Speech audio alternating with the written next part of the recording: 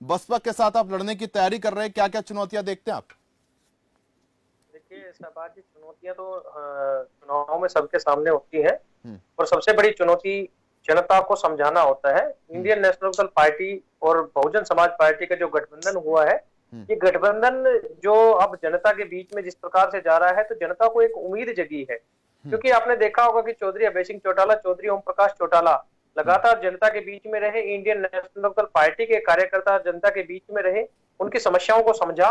और कोई भी व्यक्ति जब तक किसी भी व्यक्ति की समस्याओं को नहीं समझता, उनका समाधान कैसे करेगा? हम्म, आज इनेलो को ये पता है कि उसके जो जनता है, उस जनता की समस्या क्या है, उनका समाधान कैसे कराया जा सके। सबसे बड़ी बात आती है कि भारतीय जनता पार्टी को तो हरियाणा में कोई समस्या नजर ही नहीं आती। वो नजर इसीलिए नहीं आती ना कि जनता के बीच में नहीं रहते। अब बार बार ये बात करते हैं कि हमने काम किया। असल में अगर इन्होंने काम किया होता ना, तो आज जो जनता की जो हालात है वो इस प्रकार से नहीं होती। आपने देखा होगा कि प्रदेश में किस प्रकार के हालात बने हुए हैं। कहीं पर भी आप जाकर देखेंगे कि जो स्वच्छ भारत की बात करते थे, आज पूरे प्रदेश में गंदगी का अंबार लगा होता है। अगर हम बात करें तो थोड़ी सी बारिश आने पर पूरे हरियाणा में कहीं पर भी जाके देखे, पानी की निकासी की बहुत बड़ी समस्या है, पीने के पानी की बहुत बड़ी समस्या है।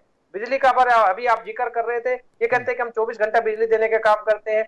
बिजली तब दी जाती है या किसी भी चीज का उत्पादन अगर किया जाएगा तभी तो उसकी हम कह सकते हैं कि हमने ये काम कर दिया। इन्होंने कोई सिंगल प्लांट नहीं लगाया और ये कहते हैं कि हम 24 घंटे बिजली दे देंगे, लेकिन ये बिजली देने का काम कर रहे हैं। ऐसा कभी भी कहीं पर भी नहीं हो नहीं, रहा। शहरों बिजली में वाला ही जिक्र जो है नरेश शर्मा जी ने किया था, गाँव नरेश की तो शर्मा जी बात ने किया था। बेमानी है।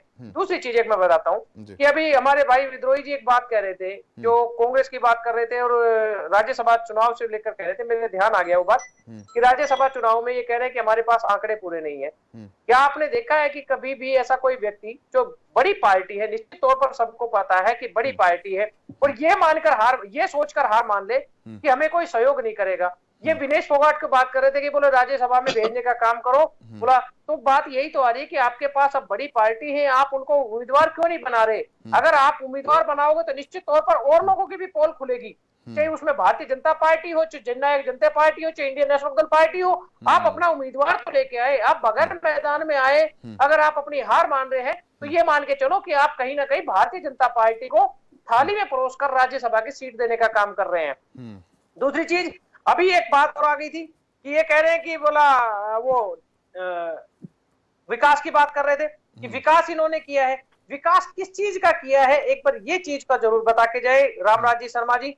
दूसरी बात ये आती है कि विकास के साथ एक चीज है, प्रदेश पर जो कर्जा बढ़ाया है, अगर धरातल पर कोई भी किसी भी चीज का विकास नहीं हुआ तो कर्जा किस चीज का बढ़ा है? सबको लाठियों से पीटने वाले जो लोग हैं, आज ये कहते हैं कि हमने हर काम तो आपकी पार्टी का मेरे भाई, ये तो आपकी अगर ये पार्टी का है। कर्मचारियों को इन्होंने लाठियों से पीटा, सरपंचों को इन्होंने लाठियों से पीटा, मेडिकल की छात्र जो थे उनको लाठियों से पीटने का काम किया, महिलाओं को, आंगनवाड़ी वर्करों को, कोई एक वर्ग ऐसा बता के जाए जिनको ऊपर इन्होंने लाठियां या गोलियां या पानी की बौछारें, किसानों को भी नहीं छोड़ा इन्होंने, जिनको ये कहते हैं कि अन्नदाता, इन्होंने किसी भी वर्ग को नहीं बख्शा। और उसके बाद अब ये कहते हैं कि जनता हमारे साथ है।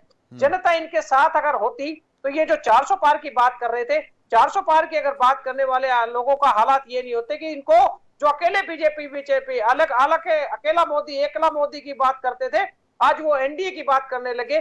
वो हरियाणा या देश की जनता ने ही उनको करके दिखाया है। लेकिन इनेलो की अगर बात करते हैं तो इनेलो का वोट प्रतिशत भी कुछ अच्छा नहीं रहा लोकसभा जनता ने में। इनको सबक सिखाने का काम किया है। ठीक है, इनेलो का भी वोट प्रतिशत जो है लोकसभा चुनाव में कुछ समर्थन आपको मिला नहीं है? जी देखिए, मैं एक चीज बताता हूँ, इनेलो का आपने देखा होगा कि जो लोकसभा का चुनाव और लोकसभा का चुनाव और विधानसभा चुनाव, इसका एक अलग अलग सिनेरियो होता है।